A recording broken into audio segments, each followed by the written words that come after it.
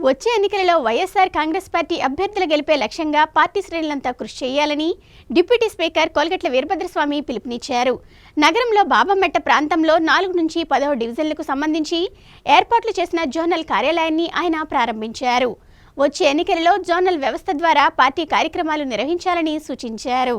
గత సార్వత్రిక ఎన్నికల్లో జోనల్ వ్యవస్థ కీలకంగా నిలిచింది. ఈసారి కూడా పార్టీ విజయంలో కీలక పాత్ర పోషించాలని డిప్యూటీ స్పీకర్ కోలగట్ల వీరభద్రస్వామి ఆకాంక్షించారు. నగరంలో బాబామెట్ట ప్రాంతంలో 4 నుంచి 10 డివిజన్లకు సంబంధించి ఏర్పాటు చేసిన జోనల్ కార్యాలయాన్ని ఆయన ప్రారంభించారు. ఈ సందర్భంగా ఆయన మాట్లాడుతూ నగరం మరింత అభివృద్ధి చెందాలన్నా, యువతకు ఉపాధి అవకాశాలు మెరుగుపడాలన్నా, సంక్షేమ పాలన సాగాలన్నా రాష్ట్రంలో వైసీపీ ప్రభుత్వం మరోసారి ఏర్పాటు కావాల్సిన ఆవశ్యకత ఉందన్నారు.